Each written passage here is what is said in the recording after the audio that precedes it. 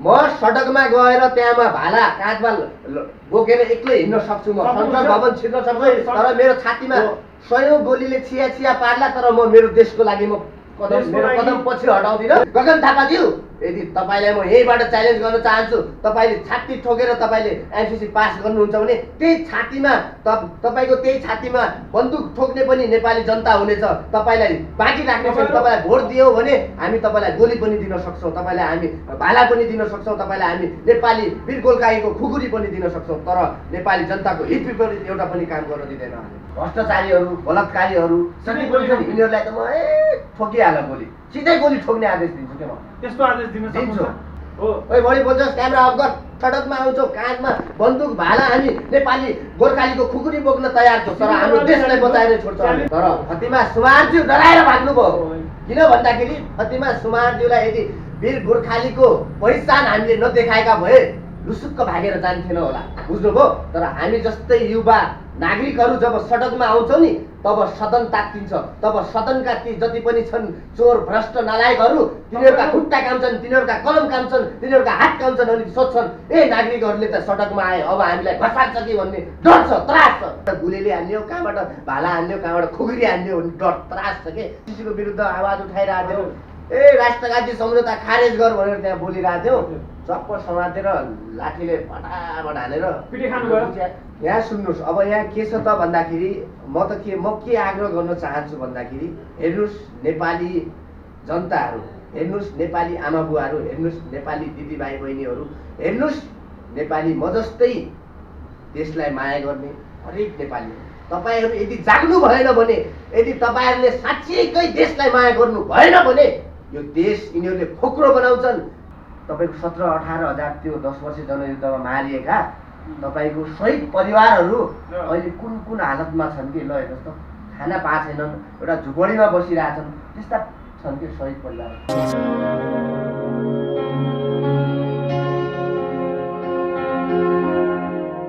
नमस्कार दर्शकबिनहरू, म विकास थापा मगर र साथमा हुनुहुन्छ अन्तर्राष्ट्रिय मानवता समूहका संयोजक राजेन्द्र ताम्राकर। आज हामीले उहाँलाई यस कार्यक्रममा समसामयिक विषयमा प्रश्न राख्नका लागि निमन्त्रण गरेको छौँ। उहाँलाई स्वागत छ कार्यक्रममा। धन्यवाद तपाईँलाई पनि। र आज हामी तपाईँलाई विशेष गरेर एमसीसी विरुद्ध तपाईँले जुन आन्दोलन थाल्नुभएको छ त्यसको बारेमा हाम्रो दर्शकबिनहरूलाई चाहिँ किन तपाईँले यसको विरुद्धमा आन्दोलन थाल्नुभएको स्पष्ट पारिदिनु।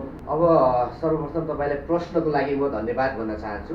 अब एमसीसीको विरुद्धमा हामीले किन आवाज उठाइरहेका छौँ, किन आन्दोलन गरिरहेका छौँ, किन सडकमा आइरहेका छौँ भन्नुपर्दाखेरि, एमसीसी भनेको यस्तो राष्ट्रघाती सम्झौता हो जुन सम्झौता लागू भइसकेपछि हाम्रो देश नेपाल एउटा इतिहासमा थियो भन्ने हुन्छ, तर नेपाल रहँदैन। त्यसैले यदि हामी नेपाली हौँ, हामी वीर गोर्खालीका सन्तान हौँ भन्नको लागि त हामीले आफ्नो पुर्खाले गरेको जुन एउटा इतिहास छ, त्यो इतिहासलाई हामीले सम्झेर योद्धा हौँ भनेर हामी सडकमा आएर यस्ता राष्ट्रगति सम्झौता विरुद्ध हामीले आवाज उठाउनुपर्छ, हामीले बुलन्द आवाज उठाउनुपर्छ। हरेक नागरिकले, हरेक युवाले, हरेक चाहिँ देशप्रेमी नागरिकहरूले चाहिँ सडकमा आउनुपर्छ, सदनदेखि सडकसम्म तताउनुपर्छ। यदि हामीले देशको विषयमा, राष्ट्रको विषयमा हामीले आवाज उठाएनौँ भने कसले आवाज उठाउँछ? यदि राष्ट्र कसले जोगाउँछ?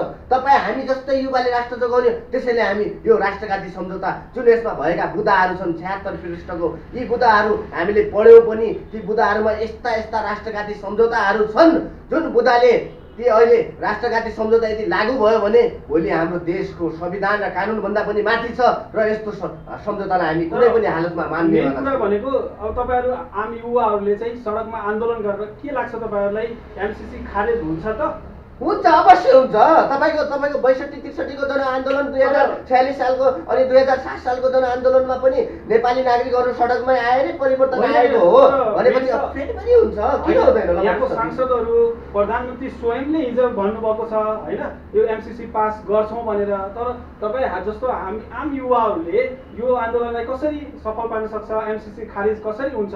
हुन्छ, अवश्य हुन्छ। हेर्नुहोस्, तपाईँ हामीले भरोसा गरेका यी सांसदहरू, यी मन्त्रीहरू, यी जति पनि छन् तपाईँको प्रधानमन्त्री, राष्ट्रपतिहरू, यिनीहरू कोही पनि देशप्रेमी छैनन्। यिनीहरूले कहिले पनि देशको लागि कुनै पनि व्यक्तिले देशको हितमा काम गरेका छैनन्। हेर्नुहोस्, हामीले गगन थापालाई पनि युवा नेता भनेर, युवाको ढुकढुकी भनेर भन्थ्यौँ, तर गगन थापाले ऋषि धमलाईको कार्यक्रममै भन्नुभएको छ कि जनताले भोट दिएर जितेर यहाँसम्म आएका छौँ, छाती ठोकेर एमसिसी पास गर्छौँ भनेका छन्। गगन थापाज्यू, यदि तपाईँलाई म यहीँबाट च्यालेन्ज गर्न चाहन्छु, तपाईँले छाती ठोकेर तपाईँले एमसिसी पास गर्नुहुन्छ भने त्यही छातीमा बन्दुक ठोक्ने पनि नेपाली जनता हुनेछ। तपाईँलाई बाँकी राख्ने छैन। तपाईँलाई भोट दियौ भने हामी तपाईँलाई गोली पनि दिन सक्छौँ, तपाईँलाई हामी भाला पनि दिन सक्छौँ, तपाईँलाई हामी नेपाली वीर गोर्खालीको खुकुरी पनि दिन सक्छौँ, तर नेपाली जनताको हित विपरीत एउटा पनि काम गर्न दिँदैन। तपाईँहरूलाई लाग्छ यो विरुद्धको आन्दोलन सफल होला र तपाईँहरूले यत्रो आन्दोलन गरिराख्नु भएको छ, सडक तताइराख्नु भएको छ, तर पनि जुन हाम्रो नेतृत्व गरिरहेको सरकार छ कुनै पनि रेस्पोन्स अथवा उसको प्रतिक्रिया आएको छैन यसप्रति? हेर्नुहोस्, तपाईँले के भन्नुहुन्छ? तपाईँ यति पनि बुझ्नुहोस् कि तपाईँको एमसिसीकै तपाईँको एजेन्ट फातिमा सुमारज्यू नेपाल आउनुभयो। नेपाल आइसकेपछि त्यतिखेर हामीले त्यहाँ त्यत्रो आन्दोलन गऱ्यौँ। आन्दोलन गरिसकेपछि त्यहाँ हजारौँ युवाहरूलाई चोटपटक लाग्यो, तपाईँको जेल कोचियो, धेरै कुराहरू गरे, तर फातिमा सुमारज्यू डराएर भाग्नुभयो। किन भन्दाखेरि फातिमा सुमारज्यूलाई यदि वीर गोर्खालीको पहिचान हामीले नदेखाएका भए लुसुक्क भागेर जान्थेन होला, बुझ्नुभयो? तर हामी जस्तै युवा नागरिकहरू जब सडकमा आउँछौँ नि, तब सदन तात्तिन्छ। तब सदनका ती जति पनि छन् चोर भ्रष्ट नालायकहरू, तिनीहरूका खुट्टा काम्छन्, तिनीहरूका कलम काम्छन्, तिनीहरूका हात काम्छन् अनि सोध्छन्, ए नागरिकहरूले त सडकमा आए, अब हामीलाई घसार्छ कि भन्ने डर छ, त्रास छ।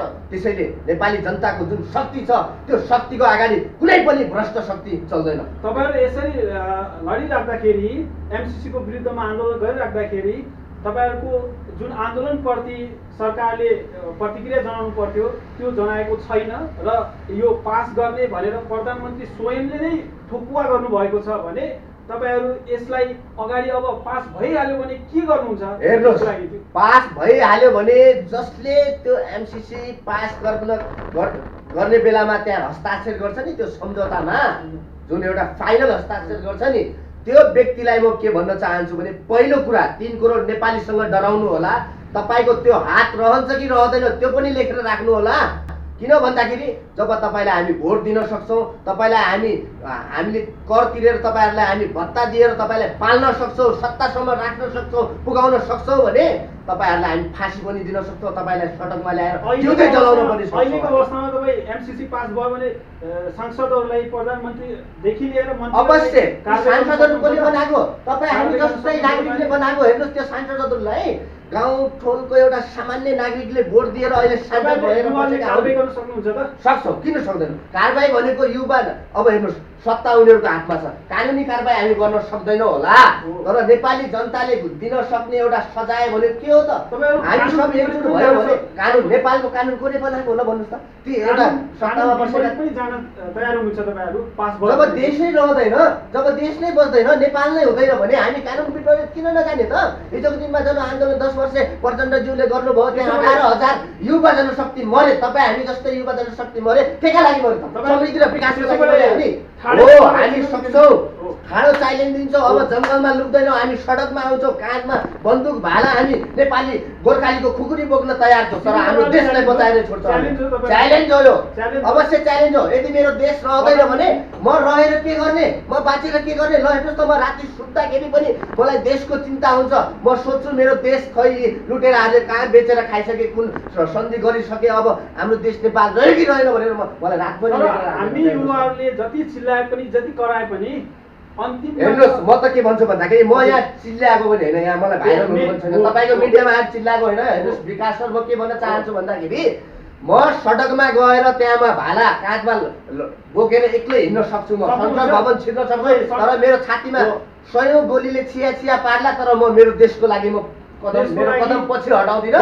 त्यो बस हो, जे पनि गर्न त म मर्न र मार्न तयार छु म देशको लागि, तर कुनै व्यक्तिको लागि, कुनै एउटा पार्टीको लागि झोले बनेर, कुनै व्यक्तिको एउटा झोले बनेर म हिँड्दिनँ। म हेर्नुहोस्, यस्ता यी झोले प्रवृत्तिले गर्दाखेरि आज हाम्रो देश हेर्नुहोस् कुन ठाउँमा विकास हुनुपर्ने हो, अहिले कुन ठाउँमा चाहिँ हाम्रो कति तल पुगिसकेको छ। तपाईँलाई लाग्छ युवाहरूले देश बनाउन सक्छ? किन सक्दैन? ल भन्नुहोस्, यो देश कसले बनायो? तपाईँ हाम्रै बाबुबाजेले बनाएको होइन, तपाईँ हाम्रै पुर्खाले। युवालाई अहिले देश चलाउन दियो भने अनुभव विहीन युवाले कसरी देश चलाउनु? किन अनुभवविहीन ल भन्नुहोस् न। तपाईँ यति कुरा लेखेर राख्नुहोस्। कुन चाहिँलाई अनुभव छ ल भन्नुहोस् त। के कुरामा अनुभव, कुन नेतालाई के कुरामा अनुभव छ ल भन्नुहोस्। उनीहरूलाई कुन ठाउँमा गएर के बोल्ने हो तपाईँ यसो लेखेर राख्नुहोस्। हिजोको कुरा है, तपाईँको महाकालीमा शेरबहादुर देउबाजी हेलिकप्टर चढेर पुरुर उडेर त्यहाँ पुगे। जनतालाई राहतको रूपमा एउटा आश्वासन दिनुपर्ने ठाउँमा उल्टै धम्काए, बढी नबोल त अब उहाँको त त्यो भन्ने। जनतालाई भन्ने त्यसरी ऊ जनताले जिताएर प्रधानमन्त्री बनेका हुन् कि उनी चाहिँ के पैसाको मुठो बोकेर प्रधानमन्त्री बनेका हुन्? आखिर जनताकै हो नि त। जनताको काम गर्ला, जनताको नोकर हुन् भनेर हामीले त्यहाँ पुगा हो नि त। तर जनतालाई नै थर्काउने, बढी बोल्छस् भन्ने, क्यामेरा अन गर भन्ने, त्यस्तो किसिमको त्यो एउटा भन्ने भन्नाले उहाँहरूसँग कति छ त बौद्धिक क्षमता? छ त, जिरो देखियो त बौद्धिक क्षमता। तर हामीले प्रधानमन्त्री मान्नु परेको छ त। अहिले त्यसरी गएर तपाईँको महाकालीमा त्यत्रो त्यो बाढी पीडितहरू रोइरहेछन्। अहिले नेपालको अधिकार धेरै तपाईँको जिल्लाहरूमा त्यो बाढी पीडित भएका छन् मान्छेहरू। उनीहरूलाई ल हेर्नुहोस् त, अहिले तपाईँको त्यो मेहनत गरेको त्यो धान बाली भित्राउनु पाएको भए वर्षभरि खान पुग्थ्यो के। तर त्यो बगायो, पानीले बगायो, खेतमै सड्यो पुड्यो। अहिलेको यो समयमा हेर्नुहोस् है, तपाईँको हरेक तपाईँको जिल्लामा, तपाईँको हरेक प्रदेशमा 25 करोडदेखि कति करोड दिएको छ त्यहाँ यो यसको लागि, पानी पीडितको लागि। अनि एउटा जिल्लामा 50 लाख 25 लाख 50 लाख सहयोग पनि त गर्छु तर त्यो पुग्दैन के। भोलि बाढी पीडितसम्म पुग्दा पुग्दै त्यहाँ बिचौलियाहरूले कहाँ के गर्दा गर्दै खाएर सिद्ध्याउँछ। त्यहाँ जसले पाउनु पर्ने राहत पाउँदै पाउँदैन। कसरी भन्नुहुन्छ तपाईँले राहत पाएको छैन भने? पाएको छैन ल हिँड्नुहोस्। जसले भन्छ, जुन नेताले यहाँ राहत दिएको छु भन्छ नि, म उसलाई म लगेर जान्छु के। आउनुहोस् मेरो सामने आउनुहोस्, म तपाईँलाई भन्छु यो ठाउँमा तपाईँले राहत पुगाउनु भएको छैन, यो मान्छेले पाएको छैन। होइन भने तपाईँ हिँड्नुहोस् मेरो साथ। सबै नेताले दाबी गर्छन्, तपाईँलाई थाहा छ, सबै नेताले दाबी गर्छन् हामीले राहत पुगाएका छौँ, हामीले राहत वितरण गरेका छौँ भनेर। तर तपाईँ भन्नुहुन्छ राहत पुग्दैन भनेर। कसरी? हेर्नुहोस् त, भाषणमा त ल म यो देशको प्रधानमन्त्री हो भन्दैमा म प्रधानमन्त्री हुन्छु र तपाईँको एउटा मिडियाको अगाडि हामीले त्यहाँ राहत पुगाएको छु भन्दैमा राहत पुग्छ र पुग्दैन के सर? त्यहाँ वास्तविक रूपमा पुग्नु पर्यो नि। त्यहाँ पीडितहरूको समस्या तपाईँको त्यहाँ जहाँसम्म हेलिकप्टर जाने ठाउँ हो जान्छन्, गाडी गुड्ने ठाउँ हो त्यहाँसम्म गुड्छन्। तर जुन ठाउँमा जनता दिनौँसम्म हिँडेर जुन ठाउँमा चाहिँ एकदमै दुर्गम छ त्यो ठाउँमा पुगेको कुनै नेता देख्नु भएको छ? तर भोट लिन मिलेर त त्यहाँ पुगेको छ त। हिजो पनि प्रधानमन्त्रीले चाहिँ राहत वितरण गर्छौँ भनेर आश्वासन दिनु भएको छ होइन? त्यो आश्वासन हो।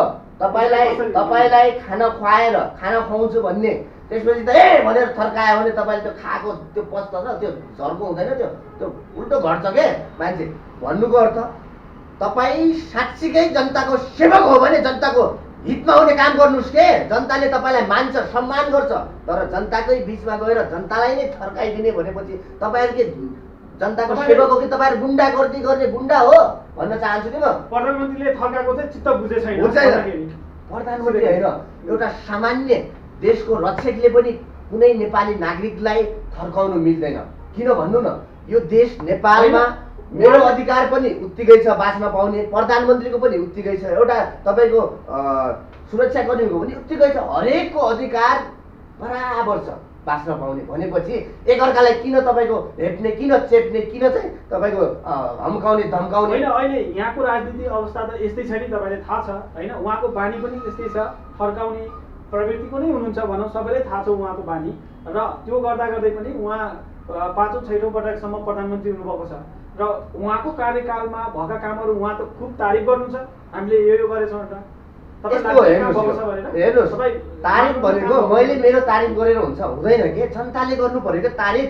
साँच्चीकै यसले त जनताको हितमा काम गरेको छ। उहाँको पार्टीमा यो तपाईँ यति बुझ्नुहोस् कि जनता, अहिलेको जनता अहिलेको जनता भनेको भेडा छैन के। 65-63को जनआन्दोलनमा जस्तै मारिने, 46 सालको जनआन्दोलन, त्यसै 2007 सालको जस्तै भेडा छैन के जनता। अहिलेको जनता भनेको सक्षम छ। हरेक कुरा हातमा तपाईँको कम्प्युटर छ, हातमा मोबाइल छ, कुन नेताले के गरिरहेछ, कस्तो गरिरहेछ सबै कुरा हेर्न सक्छ भनेदेखि उनीहरूले कसरी भन्छन् त हामीले जनताको हितमा काम गरिरहेको छौँ भनेर? कसरी ल भन्नु न। ल तपाईँले भनेको म मान्छु, तर हेर्नुहोस् चुनाव आयो भने लास्टमा त जित्ने ती बुढापाका नेता नै हुन्। हेर्नुहोस्, तपाईँ लेखेर राख्नुहोस्, अहिले जनता यतिसम्म सक्षम भइसकेको छ। तपाईँको 2071 सालको चुनाव र अहिलेको सक्छौँ।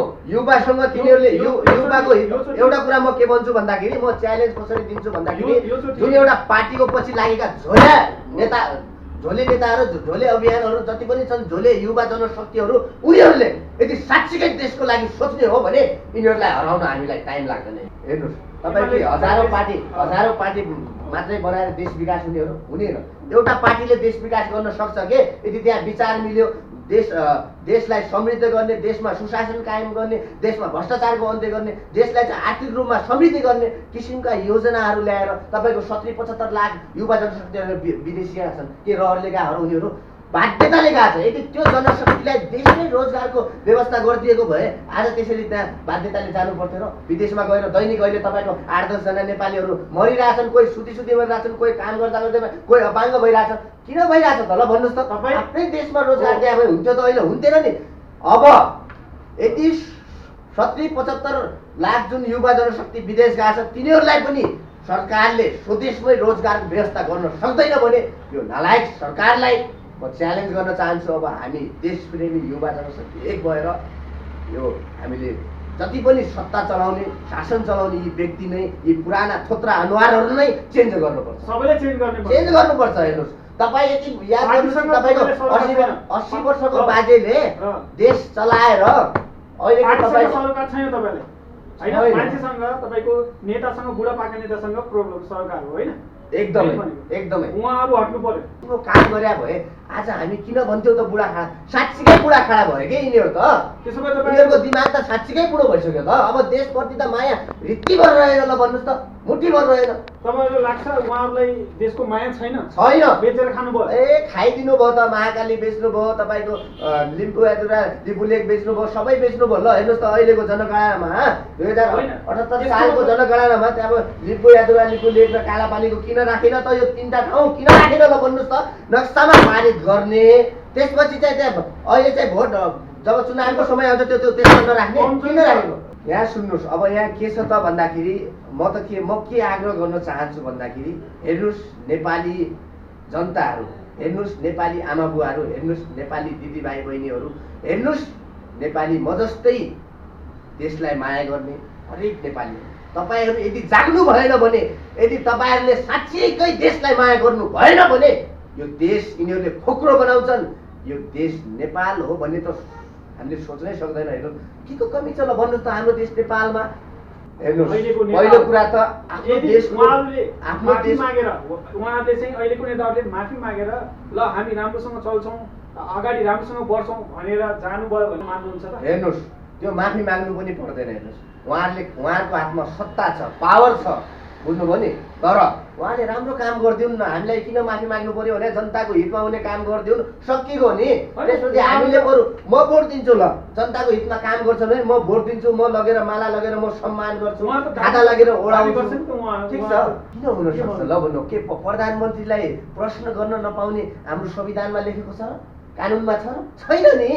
हामीले कुनै कुरा हाम्रो मनमा लाग्यो भने देश विपरीत केही कुराहरू भइरहेछ भने हामी डाइरेक्ट प्रधानमन्त्रीलाई भेट्न पाउने अधिकार छ। तर पनि यिनीहरूलाई डर छ, त्रास छ के? 100 जना सेक्युरिटी गार्डहरू लगेर हिँड्छन् के? यदि जनताको साँच्चीकै यिनीहरू लोकप्रिय नेता भइदिएको भए आज एक्लै सडकमा आएर जनतालाई भेटेर जानु पर्थ्यो नि? सक्छन्, पावर छ यिनीहरूको, एक्लै हिँड्न सक्ने सबै छैन के? यिनीहरूले किन भन्दाखेरि जनताको हित विपरीत काम गरेका छन्। अब यसलाई के डर छ त भन्दाखेरि हामीले सुरक्षा लगेनौँ भने कुन चाहिँ जनताले कहाँबाट ढुङ्गा हान्ने हो, कहाँबाट गुलेली हान्ने हो, कहाँबाट भाला हान्ने हो, कहाँबाट खुकुरी हान्ने हो डर त्रास छ के? त्यही भएर अब 10 जना राख्ने ठाउँमा 100 जना राख्ने भनेको धेरै सुरक्षा बल लिएर जान्छन् हैन? जनताको हितमा हुने नेताहरू नै होइन कि जनताको हितका लागि लड्ने, आवाज उठाउने, सत्तामा बस्ने नेता त छँदै छैन। होइन, सुरुमा त युवा नेता हुँदाखेरि, विद्यार्थी नेता हुँदाखेरि यिनीहरूले उठाउने त त्यही आवाज हो।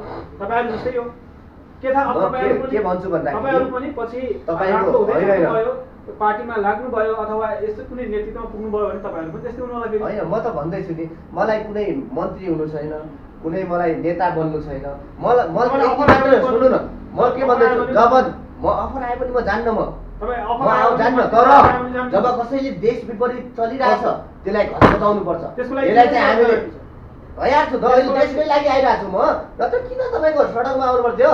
म पनि आफ्नो काम गरेर आफ्नो पेसामा लागेर मजाले जेलमा पनि बस्नुभयो भने जेल पर्नुभयो अब छोडिदिनु। तपाईँले एमसिसी को विरुद्ध आवाज उठाइरहेको थियो, राष्ट्रघाती सम्झौता खारेज गर भनेर त्यहाँ बोलिरहेको थियो। चप्प समातेर लाठीले फटाफट हानेर पिटी खानुभयो? खाए तर केही छैन के देशको लागि त लाठी खाए गोली खान तयार छु भन्दैछु त म देशको लागि त म गोली खान तयार छु त्यो लाठी मात्रै मर्न तयार हुनुहुन्छ तयार छु MCC को लागि एमसिसीको लागि मात्रै होइन म देशमा देशको हुने लागि। हरेक कुराहरूको लागि अन्याय अत्याचार मर्न तयार विरुद्धको लागि छु म तर देश जोगिन्छ तपाईँ भने एकजना मात्रै मरेर देश बन्ला त म के भन्दैछु क्रान्ति एकजनाबाट सुरुवात हुन्छ के 100 जनाबाट एकजना हुन्छ मात्रै म गर्छु देशको लागि भनेर हुन्छ म अरूले के गर्नु भन्छु, यदि पर्दैन। मेरो देश बन्छ मेरो देश जोगिन्छ मेरो देश समृद्धि सुशासन भ्रष्टाचार बलात्कारको अन्त्य हुन्छ मेरो देशमा हरेक कुराहरू एउटा राम्रो तरिकाले होइन, अब- चल्छ भने त्यहाँ एकजनाको बलिदान दिएर हुन्छ भने म दिन तयार छु ओके छ तपाईँलाई प्रधानमन्त्री बनायो भने तपाईँले भ्रष्टाचारीहरूलाई ल गोली ठोक्नुपर्छ भन्ने शासन ल्यायो भने भ्रष्टाचारको अन्त्य हुँदैन त हुन्छ नि ल भन्नु न पुरै अन्त्य गर्न मलाई सक्नुहुन्छ ल त? भन्नुहोस् मलाई त्यो पावर दियो भने हजुर। म त तपाईँ भन्छु प्रधानमन्त्री हुनुभयो भोलि। ल मलाई त्यो पावर दियो के भने गर्नुहुन्छ? म चाहिँ भन्छु यो भ्रष्टाचारीहरू बलात्कारीहरू जति पनि छन् यिनीहरूलाई त म ठोकिहाल गोली सिधै गोली ठोक्ने आदेश दिन्छु के म त्यस्तो आदेश दिन दिन्छु सक्नुहुन्छ? त्यस्तो अवश्य गर्न दिन्छु पाउँछ त? किन पाउँदैन पाउँछ त्यो त्यो शासन ल्याउँछु म सबलाई गोली ठोक्ने शासन ल्याउँछु जसले चाहिँ देश विपरीत देशको हितमा हुने काम गर्दैन त्यसो भए देश भ्रष्टाचार गर्छ तपाईँ तल्लो तहको सरकारी कर्मचारीदेखि लिएर नेतादेखि लिएर सबलाई सिद्ध्याउनु पर्छ हेर्नुहोस् जसले चाहिँ देशलाई लुटिरहेछ खोक्रो बनाइरहेछ यिनीहरू सबलाई सिद्ध्याइदिनुपर्छ अनि मात्रै देश बन्छ नत्र यो कुनै विकल्पै छैन हेर्नुहोस् जबसम्म यो सत्ता शासन चलाउने व्यक्ति परिवर्तन हुँदैनन् तबसम्म देश बन्दै बन्दैन लेखेर सबैतिरबाट तपाईँको चाहिँ भ्रष्टाचार भइरहेको छ तल्लो तहदेखि माथिल्लो तहसम्म यसलाई निर्मूल पार्न सकिन्छ सकिन्छ किन सकिँदैन ल कसरी गर्नुहुन्छ तपाईँ पुरै कि त म भन्दैछु नि शासन पुरै सुन्नु न कर्मचारी पनि नयाँ राखौँला सबै राखौँला तर शासन गर्ने मान्छे नै त्यहाँ गलत छ भनेदेखि त अरू त ल एउटा कुरा सुन्नुहोस् तपाईँको घरमा तपाईँ कसको भने आफ्नो बुवाको भनेको मान्नुहुन्छ नि होइन यो देशको बाउ भने त प्रधानमन्त्री हो नि त होइन र अनि प्रधानमन्त्री नै गलत भइदिए तपाईँको संसदहरू नै तपाईँको मुख्यमन्त्रीहरू नै गलत भइदिए भने अन्य छोटे राजाहरू त अलरेडी गलत छ ऊ त चोर छ ऊ त भ्रष्टाचारी छ हामीले गरे के हुन्छ यहाँ तपाईँको त्यस्तो तन्त्र मानसिकता तहदेखि चाहिँ छ छ हेर्नुहोस् एउटा सामान्य वडा कार्यालयमा पनि हजुर। कुनै काम हुँदैन आज हुँदैन तेरो 4-5 दिनपछि हुन्छ भन्यो भने त्यहाँ एउटा कुनै कुनै तहबाट मिलायो भने सर गरिदिनु के गर्नुपर्छ भन्यो भने 2-4 हजार लिएला 200-400 पैसा लिएर त्यो आजै गर्छु किन गर्छ भने के त्यस्तो जनतालाई किन दुःख दिनु तपाईँलाई लाग्छ त्यस्तो हुन्छ भएको छ हुन्छ तपाईँले भिडियो हेर्नुहुन्न कत्रो अहिलेको यो मिडियाहरूमा कति आइरहेको छ ल भन्नु न एक दुईजनाको लागि सबैले त्यस्तो गर्छ भने ठोक्क गर्न सबै सक्नुहुन्छ? ठाउँमा छ हेर्नुहोस् है तपाईँले पनि भोग्नु भयो होला भोग्नु भएको छैन तपाईँले मैले भएको बेग्लै हुन्छ एक दुईवटा ठाउँमा हुन्छ तर तपाईँले छ त सबै ठाउँमा छ त किन छ भन्नु न सबैलाई तपाईँले भन्न छ सक्नुहुन्छ 1-2 ठाउँमा नहोला 2-4 मान्छे त्यस्तो नहोला तर प्राय ठाउँमा छ के तपाईँको भ्रष्टाचार भइरहेछ के सामान्य धेरै तहदेखि माथिल्लो तहसम्म भ्रष्टाचार भइरहेछ के यहाँ त के छ भन्दाखेरि तपाईँको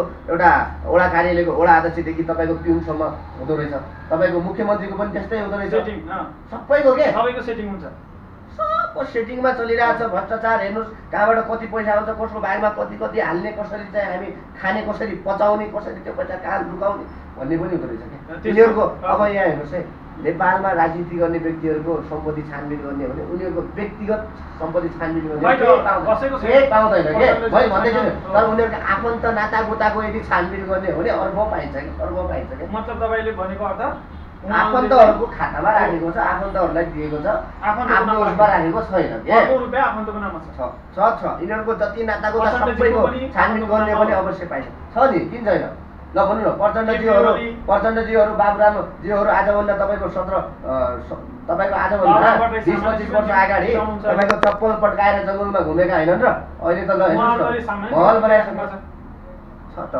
अब म त के भन्छु भन्दाखेरि प्रचण्डज्यूले यदि साँच्चीकै जनताको हितमा जुन एउटा बोलेका थिए जुन शब्दहरू म त उत्पीडित वर्गको लागि तपाईँको एकदमै चेपिएका वर्गहरूको लागि आवाजबिनहरूको आवाज भनेर त्यो ठाउँमा गइसकेपछि युवा जनशक्तिहरूलाई सत्ता दिएर राख्छु भन्ने मान्छे अहिले आफै सत्ताको पछि लागेर पो अहिले त सक्यो त नातावाद कृपावादमा लागेर पो सक्यो त मतलब जति पनि छ सबै नातेदारको लागि गर्नुभएको छ नेपालको लागि जनताको लागि यहाँ त नेपालको राजनीति भनेको नातावाद र कृपावादको चलिरहेछ त ल हेर्नुहोस् न सामान्य कुनै पनि व्यक्तिको छैन कसैले के छैन गर्दैन सामान्य नागरिकलाई दिएको छैन हेर्नुहोस् तपाईँको 17-18 हजार त्यो 10 वर्ष जनयुद्धमा मारिएका तपाईँको शहीद परिवारहरू अहिले कुन हालतमा छन् कि ल हेर्नुहोस् त खाना पाएको छैनन्, एउटा झुपडीमा बसिरहेछन्, त्यस्ता छन् कि शहीद परिवार। होइन, त उनीहरूले उद्धार तपाईँ- गरेको खै त राष्ट्र र राष्ट्र कहिलेसम्म लड्नुहुन्छ त यसरी सडकमा आएर? हेर्नुहोस्, म त के कहिलेसम्म भन्छु लड्नु? भन्दाखेरि मलाई वर्षभरि खान पुग्छ मेरो घरबाट होइन।